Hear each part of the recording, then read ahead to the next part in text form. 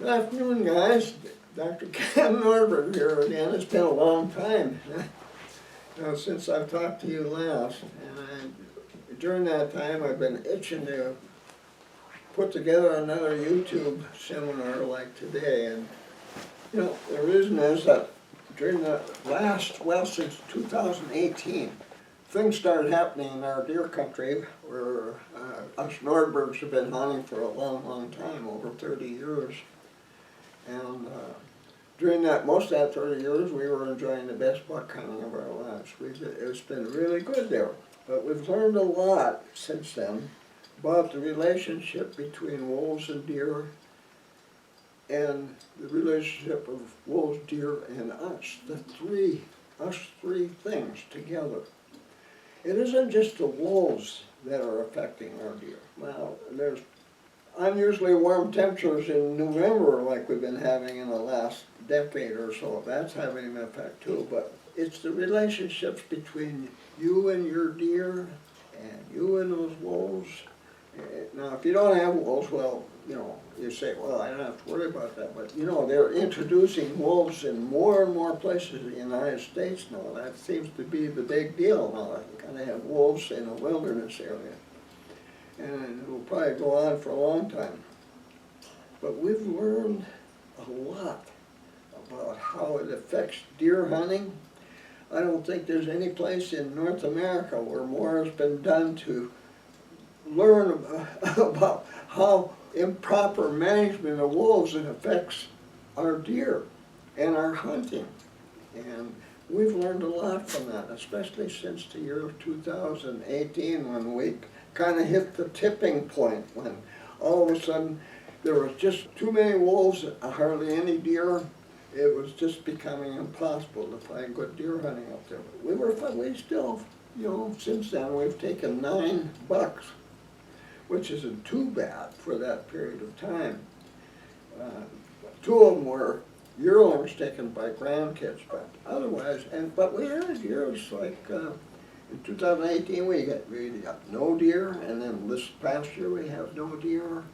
And I want to tell you all about why that happens and what can be done about it, and otherwise how the 3 of us, the wolves and the deer, us 3 figures out in the woods there during the deer hunting season are affecting one another. So let's begin when I first started doing the research with deer and wolves in my new hunting area in 1990. At that time, that first year that we hunted there, we only took 1 buck. I got that buck on the last day of the hunting season. It was a dominant breeding buck.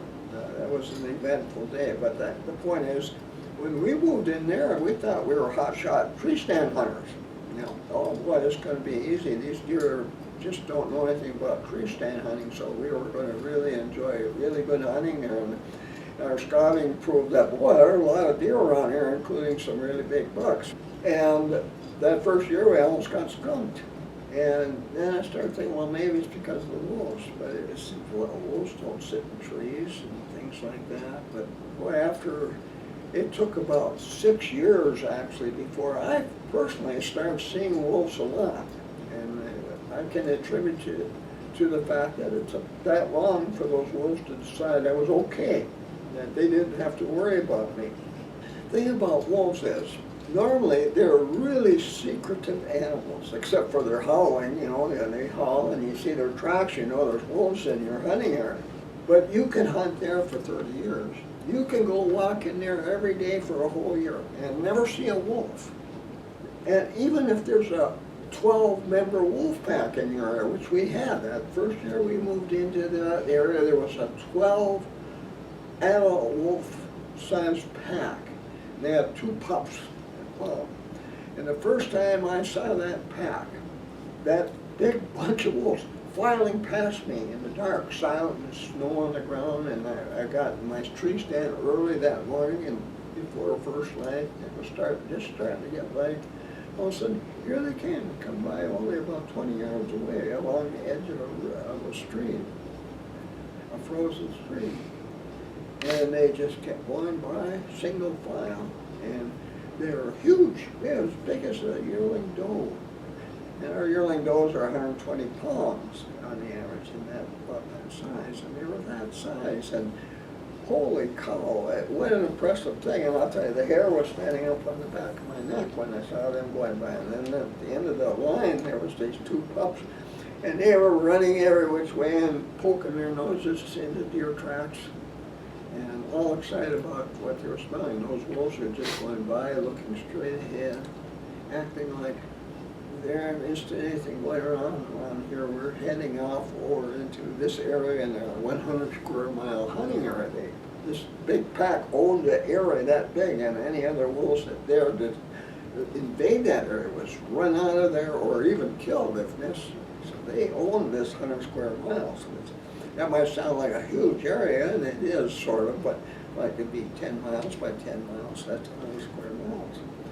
So it was, I never did figure out exactly how big it was, but I knew it was 10 miles wide, and it was 3 miles to the Canadian border behind me, and then all way south of us, they own this whole area. But that was amazing to see. But beginning in year 2 of 1991, we started having the best buck hunting of our lives, because we worked out to finally figure out how to hunt these deer here. And we had we were getting 4 mature bucks a year, and 1 or 2 dominant breeding bucks every year. And until about 2000, the year 2000, the beginning of the new millennium, things started to get changing. And actually those bucks started getting to be tougher to hunt. And it probably took us another, well, it was about another 10 years, but we kept working at this, you know. Well, we started to learn that whatever we were doing, those bucks were figuring us out. They were learning everything, all the trails we used, all the stand sites we used, whether they were ground level or up in the trees. And after our first 10 years of hunting, they knew everything they needed to know. And every year, the older bucks, you know, trailed by younger bucks, and they would, whenever they were acting, being careful in a certain area, and any other deer were with them, or maybe a younger buck, which happens often during the presence of bucks. There's something wrong over there, you gotta be careful, and we can't go over there, and we're gonna go around the downwind side here and sniff to see if there's a hunter there, and things like that. But we learned within that second 10 years, you just couldn't keep doing the same thing year after year and expect to take big bucks. So we started changing stand sites a lot, but we learned one thing about stand sites and another thing. You know, I used to have my hunting schools up there in the spring, usually around the 1st of May in that time period.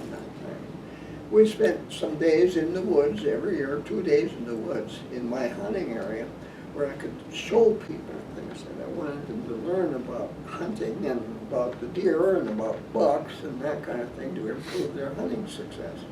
We started learning during the second 10 years that you just can't do the same things year after year after year and expect to be regularly successful at taking older bucks. Because once they have you figured out, you just don't have a chance if you keep doing the same, going to the same stand site, using the same trail. But it went beyond that, like I started to say. Because I remember when I used to take these guys up there in the woods, and then every once in a while I'd say, geez, what I need to do is make a new brush blind here. We made a lot of brush blinds in those first years that we hunted there. And just piling dead trees and branches up to a pile in a kind of U-shaped area. And those are wonderful blinds. During those first 10 years, a brush blind was the blind to use up there at ground level. It looked like completely natural terrain. But pretty soon, those bucks were staying away from brush blinds, and you could build a new one somewhere, and you could find evidence in the snow where they were detouring around it before we ever had a chance to use it. And the thing was, they were recognizing blinds. You know, if we made a blind a certain way, I know some years later we'd make a blind, we'd use some dead wood, branches and things, and make kind of a little wall, and then we'd fill in the spaces with evergreen boughs, you know, poke them in and all around, and pretty soon you had a nice blind and they couldn't see movements on the backside of it and that kind of thing. And we thought we were really doing well, everything natural about the thing. But after a while it became evident they were recognizing now that kind of a blind as a Nordberg blind, those older deer. That includes does as well. They saw there's another new Nordberg blind, you know, well, it is a Nordberg tradition. And they started staying away from them because we even had a chance to use them. And that was happening year after year after year. We finally got to the point where we just got to keep changing what we were doing. The most important thing to do as a buck hunter was not to do the same things year after year. We have to do something. We have to do something better each year.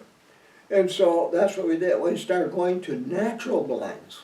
You know, that didn't have the Nordberg look to it at all. Whether on the ground or up in the tree. Tree stands are not unnatural blinds too. They look up there and see tree stands. Those are Nordberg blinds too, as far as they were concerned. So once they found you in a tree stand, pretty soon every buck living there. That's the way it is for you today, really. If you've been hunting in an area for 10 years, every single adult deer 4.5 years of age or older knows all about you, how to stay away from you during the hunting season. Your chances of taking a big buck in that area are pretty lousy because all those bucks know about you. And they're teaching younger deer to do the same thing by their actions. You know, young deer, fawns and yearlings are anxious to learn from other deer. And they're good learners, and whatever those older deer do, you know, they don't say you do this or you do that. But whatever those deer do, these younger deer will emulate what they do. And pretty soon you got a whole bunch of deer in your hunting area that know all about you, even if they've never seen you before. Because all the deer are reacting in ways that are successful for avoiding you. Even in areas where you might be an excessive number of bucks in your area. There's places in Michigan, well, even in Minnesota, around the Twin Cities area here, you're going to have 30 deer per square mile, and they live amongst humans all the time. But when you start hunting them, all of a sudden you're different, and wait till you recognize the difference between a non-hunting, safe human and a hunting, not safe human.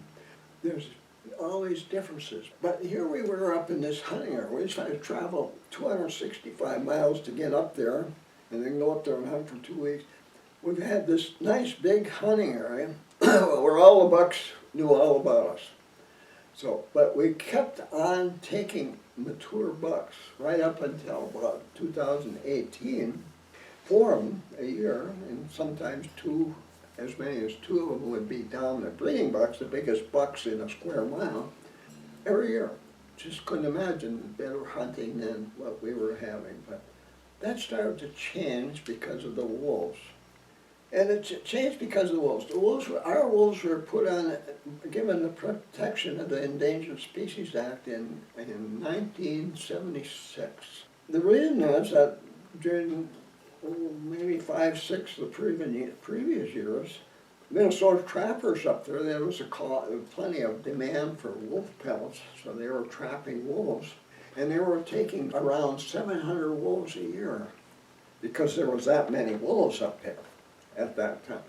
But because they were taking 700 a year, somebody decided those wolves need protection. And the newly enacted Endangered Species Act, enacted 2 years before that, they decided those wolves needed protection. Well, that was a mistake. There were plenty of wolves up there, and they were not endangered, but nobody knew how to count wolves then, and it's kind of hard to count wolves even today, because they're so secretive. Like I was saying, you can walk through an area with huge wolf packs, say 12 wolves in the pack, and all I can hear them and howling at sunset and at night while they're pursuing deer and things like that. But never see them during the daylight hours. They just never see them. You can have that many wolves in your hunting area and still have great buck hunting or deer hunting.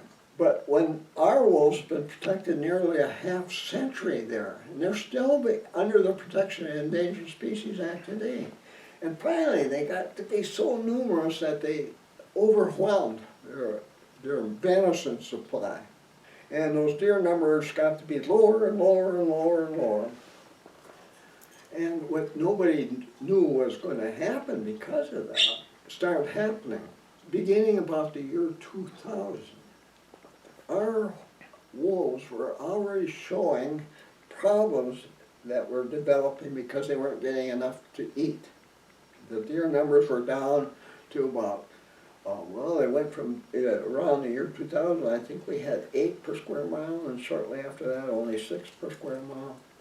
Well, our wolf pack was becoming smaller because of that as well. Because when wolves aren't getting enough to eat, they stopped having pups. Now, mature wolves only have a lifespan of 5-6 years. They live a pretty tough life, those wolves. And so they only live an average of 5 to 6 years. And if you aren't regularly getting pups, your wolf pack, your 12 wolf pack is going to be getting smaller and smaller and smaller. You got to have pups to replace the normal losses of wolves. And then I can imagine if they're truly starving, and they were starving then. That was when it was a mass migration all across Minnesota. The wolves were migrating all over Minnesota, east and west, into the Dakotas, and all through Wisconsin and upper Michigan, and all the way down to into Iowa, and in the metro areas, and because there wasn't enough room for large packs to have 100 square mile areas anymore. It was just too many wolves in there. And when that started happening, and they were starving, but as the packs were starting to get smaller because they weren't having pups anymore, pretty soon the packs were too small to own a hunting area that large. They couldn't keep other wolves that were starving and looking for more places to eat. Couldn't keep them all out of from invading their big 100 square mile hunting areas. And so pretty soon what we were ending up with was a lot of small packs, maybe 5 in the pack. Anything smaller, a 7-member wolf pack is a wolf pack in trouble. And no pups, they won't have any pups to keep replacing losses, and they're just getting smaller and smaller. They get to be less than 5 wolves in a pack. All of a sudden, they're having a lot of trouble taking or preying on older deer. Now, wolves are smart animals. They're the ancestors of all our pet dogs, which can be trained to do anything. That's a smart animal. And those wolf packs, beginning way back, probably 10,000 years ago, when our ice age ended in Minnesota, and the glaciers retreated north, and from that time on, the wolves were depending on their deer for food. From that time on, the wolves learned early, adult deer that are 2 years of age or older, can outrun them. Normal, healthy adult deer that are 2 years of age or older, can outrun wolves. So what our wolves learned to do early, thousands of years ago probably, is to figure out how they can, what they could do to more often take deer. One of the things they did is form packs. How many wild animals there are predators that form big packs, and certain members of the pack, they all had a task to take part in using hunting methods developed by those wolves. They developed new hunting methods. Those wolves started developing new and more productive hunting methods to take deer, which worked. But when the pack gets to be real small, those efficient hunting methods don't work so well anymore, because it depended on having a large bunch of wolves downwind. When the alpha male or female started chasing that deer downwind toward those deer, sort of like the way human hunters hunt. That wolf, the alpha male or female, had to chase that that deer that they selected as the prey as fast as it could, so to keep it steering going downwind toward where the waiting wolf pack was waiting. When that deer ran into that wolf pack, it was done for. They would close in on it, and they have it.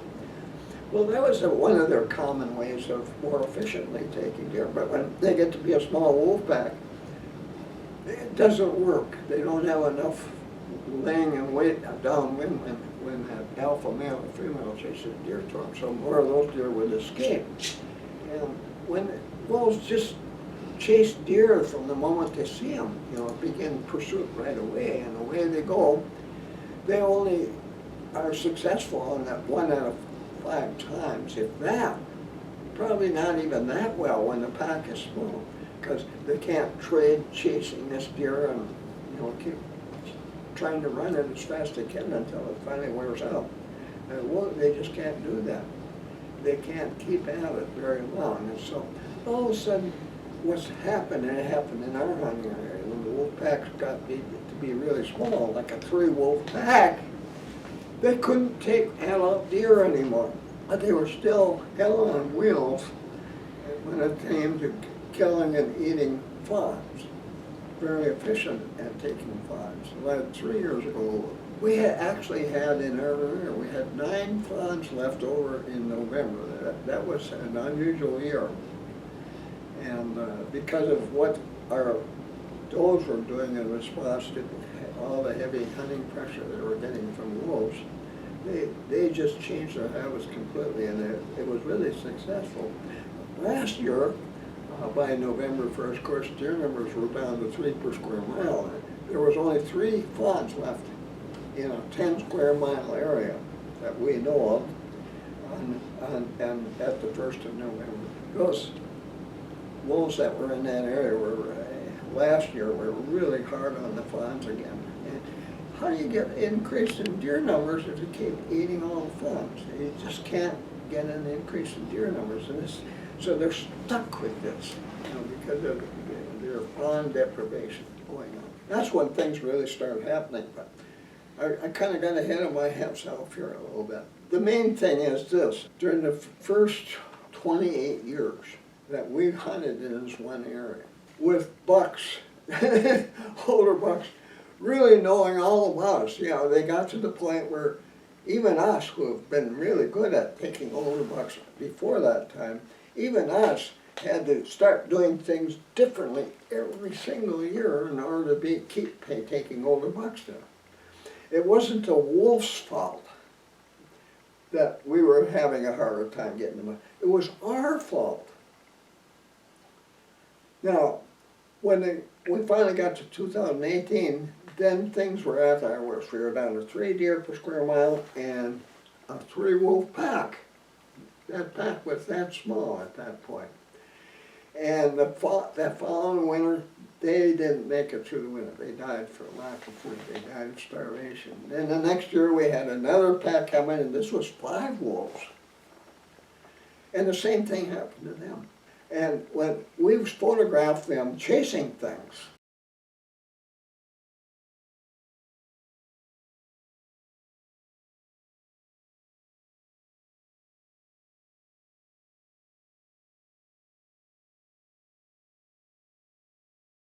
they weren't using the old, especially productive hunting techniques that previous wolf packs were using. They were chasing deer or whatever, a rabbit or whatever. The moment they saw it, they went after it, and they were chasing them. And they were not being very productive, and partly because they were starving. They were the skinniest wolves you ever saw. You've seen them in some of my previous seminars. There's some of those wolves that were taking the place of that original pack. At this point, the wolves were just having an awful time trying to get food, and they turned to eating beavers, and they ate about 90% of the beavers in my 10 square mile study area, and ran out of beavers. Well, in 2018, we were down to 3 deer per square mile. Just imagine that, 22 per square mile. Back in 1990, that meant we had about 220 deer in our study area. And then in 2018, we had about 30. That's quite a difference. That dog is absolutely hates squirrels. Anyway, things got to be really bad then, and it was that bad throughout Minnesota's Arrowhead region. And this is the area between the western end of Lake Superior and the Canadian border on the north. And that area is as large as Massachusetts. It's a big, huge wilderness area. Hardly any people living in it, in the middle part of it. Duluth is down on the southwest corner of it, and that kind of goes out past that a little ways. Now, what happened last year was this. 3 weeks before the hunting season began, John and I went out and pulled out all our cameras because we didn't want to be messing around in there during that 3-week period before the hunting season began, because we already know, you know, you can put cameras out there, and if you're going there every week or 2 weeks, when you're doing that right up until the hunting season started, you are killing your best stand sites. You know, you guys, you make a food plot out in the woods, and then you can put the cameras so you're anxious to see the deer that are eating in your food plots. The more you keep going there, the more you keep filling the area with human trail scents. Older bucks recognize any area that is commonly covered with fresh human scent. It's a danger area. Older deer know that. That's dangerous. Maybe not at night. They can go there at night and feed there and take advantage of those food plots during that, but not in the daytime. And older bucks, no way. Unless, you know, some older buck might get chased in from a mile or two away by other hunters and come along in there and not realize they've never seen this food plot before and come walking out there, and somebody gets a big one there and says, oh boy, I got a hot spot now for big bucks. And hunt there again, do the same thing year after year after year, and just never see a big buck there after that, except on cameras during the summer. Last year, we hit the climax of what happens when wolves are protected by the Endangered Species Act way too long. Not only did the deer numbers get knocked down to only 3 per square mile, where there used to be 22 per square mile in there, but the wolf population got reduced as well.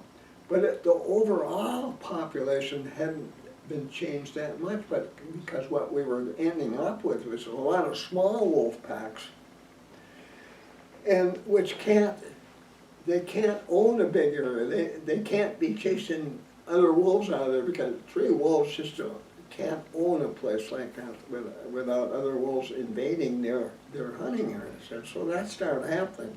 Wolves all over this huge area that were starving are wandering all over the place looking for better food, more deer to eat, more beavers to eat, more snowshoe rabbits to eat, and so forth, looking for more food. And so last year we had starving wolves moving all over that country up there. Everything that was predictable before that was no longer predictable, because all this wolfmen, all these starving wolves looking for something to eat. 3 weeks before the hunting season started, we pulled out our cameras, and on those on the cards, on those cameras, we found 7 big bucks. And that was confusing to me. How the heck can we have 7 big bucks? You know, there are bucks that are 4.5 years of age or older. How can we have that many bucks there when during the previous years we only had 3? Where did they come from? Why were they there? Well, after all was said and done, you know, after we've been through this experience, it was because all this wolf movement. Those deer have been chased into our area from other areas by wolves looking for food. And so when we got there and we started hunting on, what was it, the 3rd of November, that area where all those deer on the eastern side of that 10 square mile, there was no deer, no tracks in the snow. Just like that, 0, nothing. And what the heck is going on here? Not until day 4 then I find fresh tracks in that area. And there's 4 deer together, and one was a buck, and it wasn't a big buck even. It was like maybe a 2.5-year-old. But it was dragging his feet. It was only buck, and the others were, it was a doe and a fawn and a yearling, and 4 deer. And they were walking together, and I got all excited about when I found that. So I spent the rest of the day hunting there and never saw anything. Those deer were on the move. They weren't staying there. And they left that area. And this was all over the place. Now, in the other half of our hunting area, the western half, the wolves had not yet chased all the deer out of that area. On day 1, none of us saw a deer. Nowhere. They were moving, they didn't see anything. On day 2, beginning about 9 o'clock in the morning, 9:30 in the morning, all of a sudden there was a circus. Individual wolves, there was one wolf, it was a black wolf, and it was trailed by 2 smaller black wolves, chased a doe right past one of my grandsons, where he was standing. Here comes a deer running like crazy, and here's this big black wolf and these 2 little ones following it, running after him. And pretty soon, one of my daughter-in-laws, she was standing on a trail up not far north of that, and here comes, you're going to hear this wolf howling, and coming toward her, and a doe runs right across the trail about 20 feet from her, and this wolf right after her, a single wolf.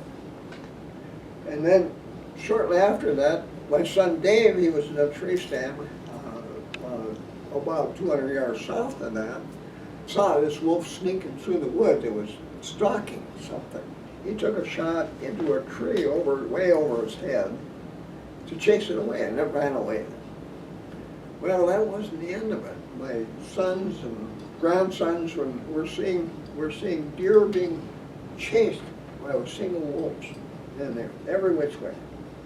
And then shortly after Dave shot, I thought, when I heard that shot, that what kind of deer? A buck. It'd be a nice buck. We don't shoot little bucks on opening way in there, or hardly ever, except as a grandson, but it was Dave's 7mm Magnum that I heard, and that they got a pretty distinct sound. I said, I think it sounds like Dave out there. Shortly after that, just a few minutes later, I hear a whole big pack, or sounds like a whole big pack, howling about maybe a half mile away on straight west of where I was sitting. Pretty soon I heard a bunch of shots over there, and then the howling stopped. I said, somebody got kind of scared over there by wolves. That day, that kind of thing was happening all over Minnesota's Arrowhead region. Hunters all over that region.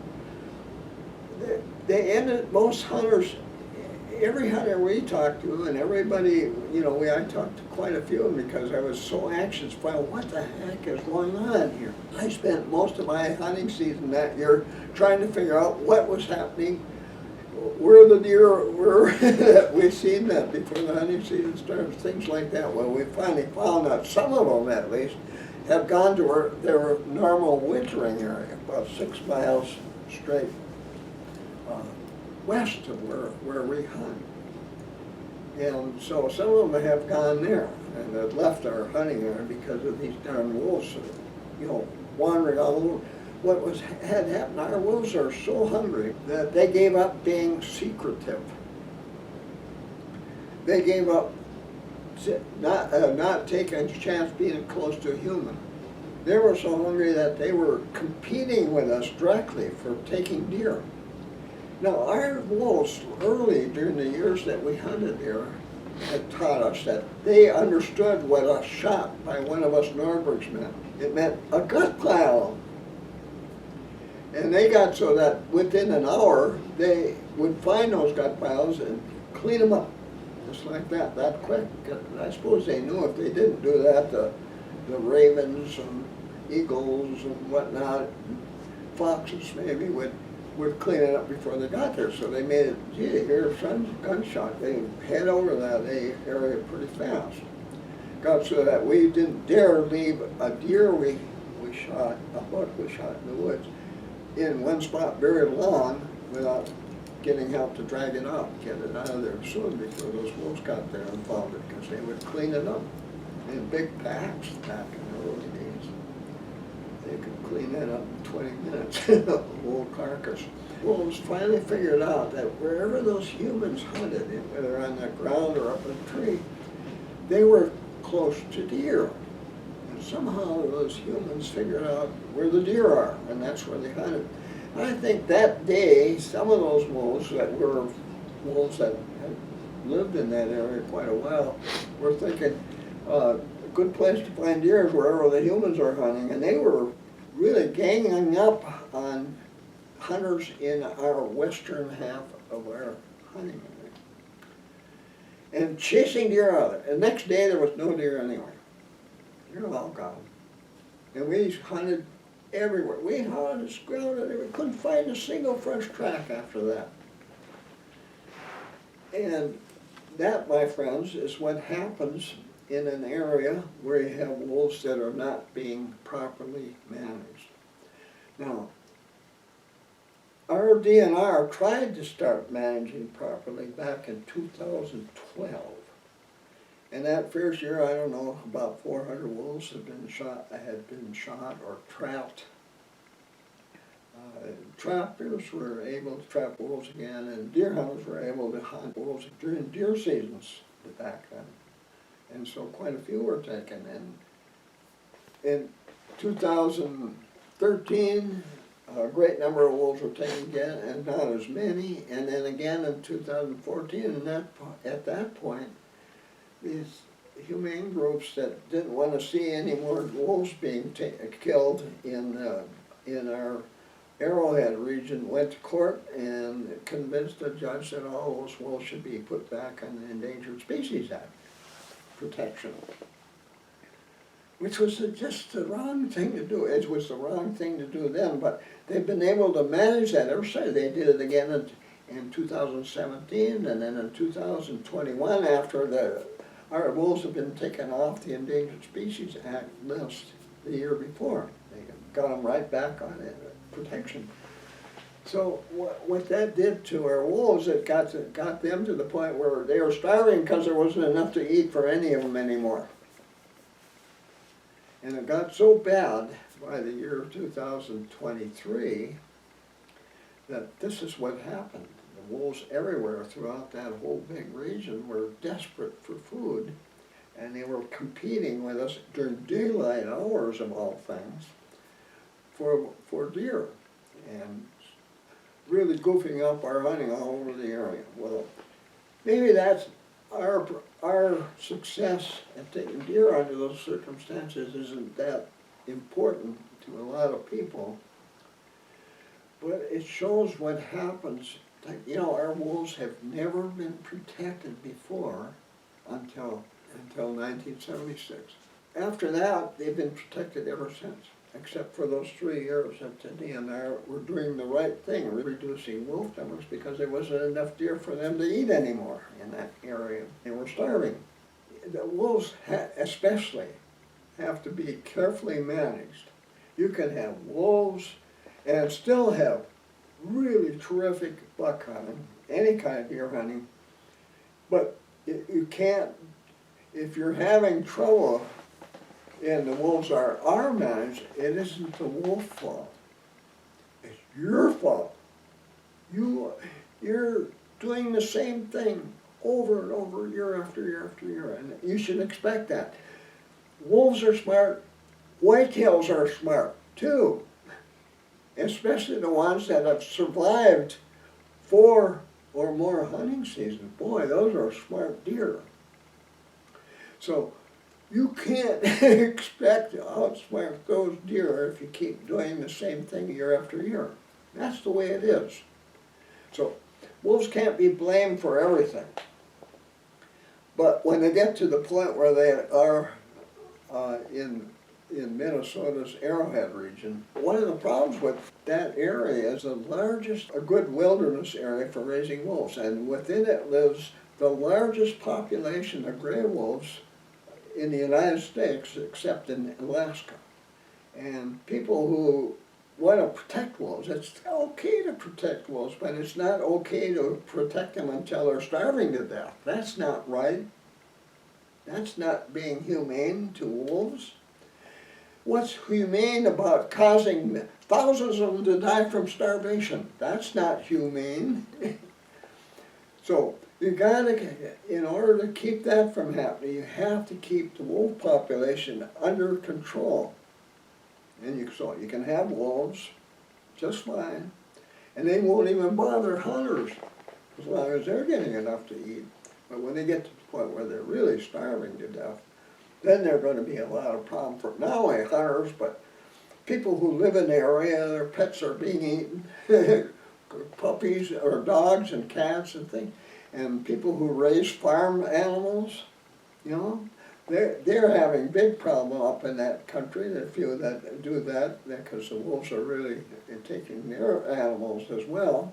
And our wolves now have been forced to become scavengers. Usually they only eat raw meat that they caught themselves, you know. A deer that they got themselves, they eat that, but they wouldn't eat one that had been laying dead in the wood for a while. They wouldn't eat that. But now what they're doing is following roadways, trying to find roadkills. They're going into camping areas up in that area, looking for handouts or food that might have been left behind. Starving wolves are potentially dangerous, and they get into camp areas. Little kids maybe are in special danger because of the wolves, because wolves might decide they try to find out if humans taste good too. Wolves have been pretty good about that in this area all these years since they were put on the Endangered Species Act, but not anymore. Right now, they're at their top, at the peak of their possibility of being dangerous to humans. I've had grandsons stalked by wolves in the last couple of years. I've taken to carrying a handgun in the woods when I'm up there doing my scouting and doing my research on with wolves and deer, because those wolves are potentially dangerous right now. My goodness, if any that are alive there right now, they're really hungry and they might be tempted to go after a human. One of the things that's happened this year now, you know, I keep telling my sons and my hunting gang, I said, we have to be patient now. We've come to the point now where no matter what anybody wants, the people that don't want any more wolves being reduced in number up in our Arrowhead region, they're stuck with this. We're losing lots of wolves now because of starvation. I've already lost 2 wolf packs in my study area because of starvation. And it's going to keep going on now until wolf numbers are really down. Now, this past winter has been an unusual winter up there. We have no snow up there this winter. We've had a few inches of snow up there during the previous months, since last November. But we got really warm weather all the way up to the Canadian border, and it all melted, and there's no snow up there. Now, I mentioned earlier that a normal healthy deer can outrun a wolf. And I can imagine those starved wolves, that are chasing single wolves, or maybe 2, 3 wolves, chasing a deer, are going to have an awful time trying to catch one. Now, with those on the ground, those deer can run. Part of the reason they can outrun wolves, that those mature whitetails at full speed can leap over obstacles 8 feet tall or across streams or down trees 25 feet across. They can leap over, and the wolves can't. And now the wolves are weakened by starvation, and it makes it even harder for them to chase deer. The deer aren't suffering from starvation. They're the ones that are still there. They're smart deer, and they're really healthy. They got lots of food to eat. But one of the things that they depend on in the wintertime, when they're in the winter, is that a whole bunch of deer will gather in a wearing area, and they make trails in the snow to get to food. In the winter, might be, we have winter areas that as long as 40 miles for deer. And hundreds of deer in there. Okay, or as small as maybe a couple dozen deer in it. But what larger numbers of deer are able to do is keep trails open in the wintertime, in the snow.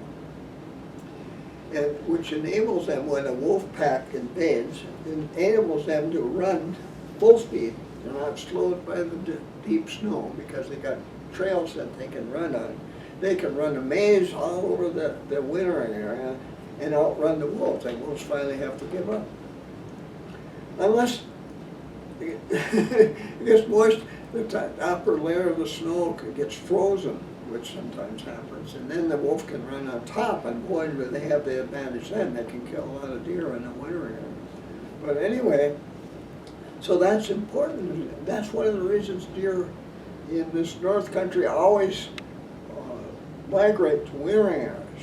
You know, where they can keep trails open all winter long, so they can outrun wolves in their wintering areas, unless they run out of food there. But anyway, so this year, that was some winter areas that I've known very well. My wife and I photographed hundreds of deer over the years in one of our favorite, really big wintering areas. Lots of wonderful deer hunting shots. I was just looking at some of those this morning before I came here to John's house. But this year, there's no deer in that big wintering area because there's no snow up above. You know, the deer up there were coming 30, 40, even 50 miles to winter in that spot in the winter. This year, with no snow on the ground, they're staying up. They're not coming to that spot. So they're not stuck with all of them ganged up in this one little area. They're not starving. And they got all their normal trails and these other ones to use to outrun wolves. And those small wolf packs or single wolves trying to catch them, they're not catching them. No. So those wolves are, even without a lot of snow on the ground, are having a hard time getting food. Unless they find a place that's full of mice or something, they're not going to catch much to eat. And because it's all, they've been driven to the point where they've cleaned out all of their normal food, including deer, and so there's nothing left for them there. And it's just why it was so bad to stop reducing wolf numbers back in 2014. Because our wolves have not been properly managed all this time, this is what happens. So what I'm saying now is two things. You can't expect to be regularly successful at taking older bucks, probably even 3.5-year-olds, 3.5-year-olds and older, by hunting the same way every year. There's no such thing as a big buck hotspot anywhere. You might get lucky and get two in one place, but most of the time, 95% of the time, you've got to be changing what you do. Even the looks of stand sites you use. The best stand sites we use for taking older bucks are those that have never been used before. Because next year, they aren't going to be any good for hunting bucks in our hunting area, because they said, oh, geez, once we take one somewhere, that's it for that spot. Those bucks, every buck in that area is going to be avoiding it. So you got to keep changing what you're doing, and it's become the thing now. Especially you guys making food plots, you're really chained to a tree there. You're just falling into the hands of these older bucks, making it so easy for them to avoid you for the rest, as long as they live. So you gotta keep making changes, So, and the other thing is, you can have great deer hunting, the best of your lives, in wolf country, as long as they are not allowed to become overabundant. You get to the point where they're starting to not have pups anymore. From that time on, things are going to get worse and worse and worse and worse until you get to a season like us Minnesota deer hunters did in one of our favorite big hunting areas, this big Arrowhead region in the northeastern part of the state, when it's going to end up like that. And what could be worse than that? That's just terrible. But now Mother Nature's really got things in hand. These overabundant wolves are starving up there to death, and nobody wants to admit it, or nobody even realizes it's happening because people don't normally see wolves. They're seeing a lot more now. Last year, most hunters saw wolves. Some of them saw lots of wolves, and hardly any deer, if any. There's guys that have been hunting in the area where we hunt, or the areas around us, that have never seen a wolf before, and all of a sudden here's a whole bunch of wolves, more than I've ever seen in their lives. This was really a queer year. We were all these wolves, seeing a lot more wolves than deer. That's what happens. So I don't care what happens in the future. If you got wolves, or they're gonna put wolves in the area where you like to hunt, eventually you're gonna have the same problem unless those wolves are properly managed. And so if that happens, boy, insist. If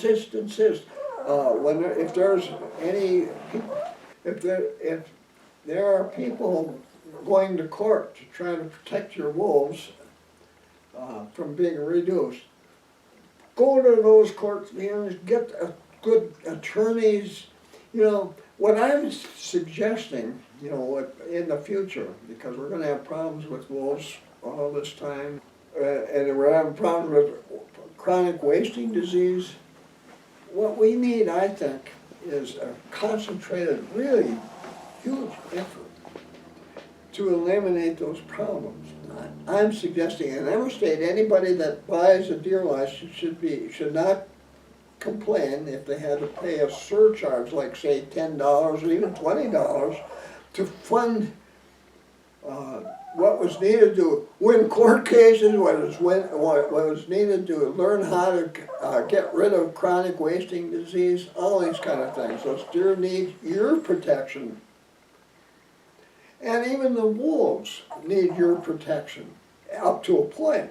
But if wolves are being protected too long, unnecessarily, and become overabundant and produce the problems like we're having in Minnesota right now, what could be worse than that?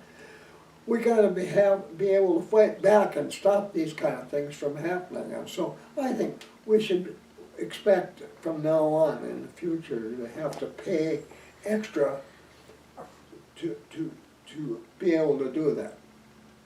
And so if it's not done in your state, I don't know what state where it's done at all, this kind of thing, or even the wolf problem is, if it's like it is, it's time you take a hand and make money, get your DNR and your state governor and everybody else and the president, even if necessary, and I've done that even unsuccessfully, because others were able to get federal judges to put the wolves back on the Endangered Species Act here in Minnesota. But at any rate, that's what you got to do. So that's two things. That means you're going to become a different kind of a deer hunter in the future. And one that those older bucks can't figure out and thereafter avoid you for the rest of their lives. You're going to start becoming a different kind of deer hunter. This is something new, but you can't avoid it. And if you're having problems seeing deer, any deer, or if you're, it's because of two things. One is possibility is climate change. If you're having abnormally high temperatures in your hunting area during hunting season, like we've been having in some years, we didn't have it this last year. Last year the temperature never got out of the low 30s, so it wasn't warm temperatures that were bothering our deer. It was the wolves alone.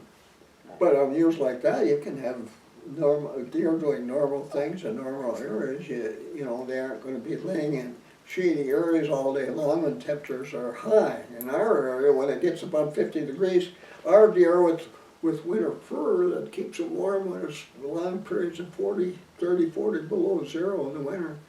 That's just too darn warm, from too warm for bucks to making ground scrapes and antler rubs or renewing them regularly like they normally would do because it's just too warm. And during the daytime when all us hunters are sitting out there in the woods and stands in trees or on the ground, they're laying in dark areas, shady areas all day, especially areas where they can find normal browse to eat and do a little bit of eating during the day if they want without being seen. But yeah, we got problems with that. Things are different now. Deer hunting's going to have to change. You can't just keep doing the same thing all the time. I mean, if you don't mind taking young deer, fawns and yearlings every year, well, that's fine. You don't need to make any big changes for that. But if you want to be successful in hunting older deer, boy, you've got to change a lot. If you want to just depend on luck. Now, luck is not a good one for hunting older bucks. Only about most hunters are lucky to get one for the wall in 30 years of hunting. I'm 88 now, and I'm failing physically because of my age, but I'm going to work hard and try to get a few more years. I got things figured out to make things a little easier for me in the coming years. So I can keep doing this. But deer hunting's got to be different. Well, there's so many reasons for it. So with that, guys, that's enough. I have to thank guys for the recent little surge I've had in book sales. And kind of at a good time. This change I've made was kind of extensive. So I'm glad to see improvement in book sales. Keep it up, you guys, would you please? Subscribe and also hit that little thumbs up button. Those are important to me as a YouTube provider, which I enjoy. You know, I enjoy doing this, and I'll keep doing this. Maybe not as often as in the past, but do those things, will you please? And with that, I'll say goodbye until I see you again, and I've got lots more to teach you that I've taught during the last 6 years now. The new year, the new age of deer hunting, a lot more to teach you next to talk to you about. So with that, thanks again, guys. Bye now. Be sure to visit my website. Here's the link. Here you'll find links to my blog posts, my Twitter account, my YouTube account, my Amazon store with links to my ebooks, my son's eBay store, a money saver if you're ordering from Canada or other countries, my website bookstore, and much more.